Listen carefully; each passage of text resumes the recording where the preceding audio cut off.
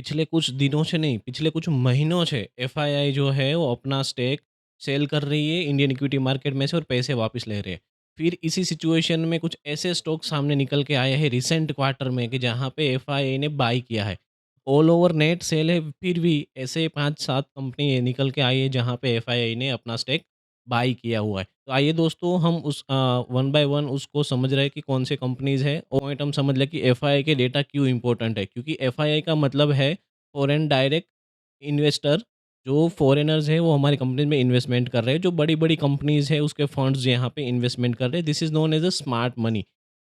Technical भाषा में या तो फिर स्टॉक मार्केट की बजा में भाषा में जो है उसको स्मार्ट मनी बोलते हैं, क्योंकि उसको पता ही है कि कहाँ पे इन्वेस्टमेंट करना चाहिए, कहाँ पे नहीं करना चाहिए। उसके पास सारी इन्फॉर्मेशन है। उस इन्फॉर्मेशन के साथ डीप रिसर्च के साथ अपने कैपिटल्स को लगा रहे हैं, इसलिए वो स्मार्ट मनी है।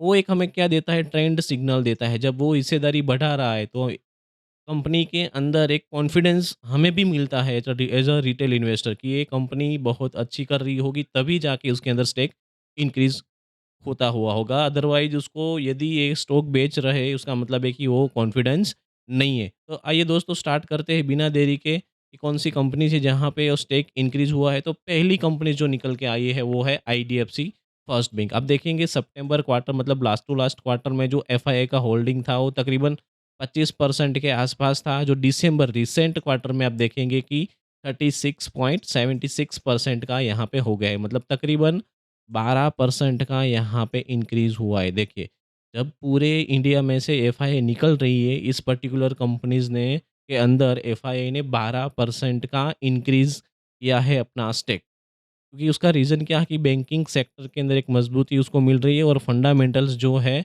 वो इंक्रीज़ हो रहा है इस पर्टिकुलर स्टॉक के अंदर। दूसरे बिज़नेस की हम बात करें तो वो बिज़नेस है एडब्ल्यूएल एग्री, अदानी विल्मर्स। सितंबर के अंदर तकरीबन 14% था जो इंक्रीज़ होके हो गया है 21%, मतलब तकरीबन अराउंड 7% का इंक्रीमेंट आया हुआ है। क्योंकि ये एफएमसीजी कंपनी है, अदानी ने यहाँ पे एग्ज़िट ले लिया है और विल्मर का जो है यहाँ पे कंट्रोल है, तो और भी ज़्यादा कॉन्फिडेंस हो चुका है। क्योंकि एफएमसीजी और एग्रीकल्चर दोनों की डिमांड आउटलुक हम देखें इंडिया के अंदर तो बहुत ही स्ट्रॉन्ग रहती है। थर्ड हम बात करें तो थर्ड जो है वो अगेन बैंकिंग सेक्टर से है, आरबीएल बैंक है जो 15% था वहाँ से 6% इंक्रीज़ होके हुआ है 21%। तो अब देखेंगे कि पहला स्टॉक भी बैंकिंग सेक्टर में से था, थर्ड स्टॉक जो है वो भी बैंकिंग सेक्टर्स के अंदर से ही है। आइए दो आइए दोस्तों चलते हैं अब फोर्थ स्टॉक की ओर जो है बैंक ऑफ महाराष्ट्र। अगेन वो बैंकिंग सेक्टर से है, गवर्नमेंट बैंक है, 2.35 से इंक्रीज़ होके 4.92, इंक्रीज़ 2.5% ही हुआ है। बट एक चीज़ देखिए आप, होल्डिंग क्या हुआ है, डबल।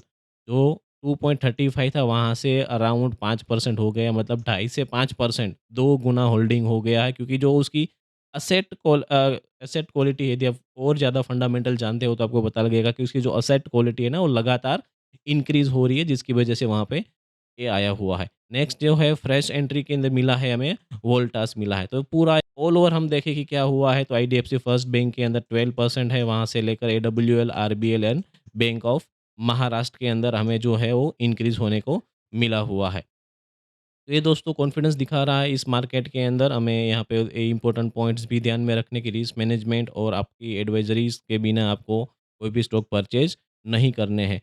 यदि ऐसे ही डेटा के साथ आपको एनालिसिस चाहिए तो आप मेरे चैनल को सब्सक्राइब कर सकते हैं। मैं हूँ प्रोफेसर भार्गव और मिलते हैं नेक्स्ट वीडियो में। आभार दोस्तों।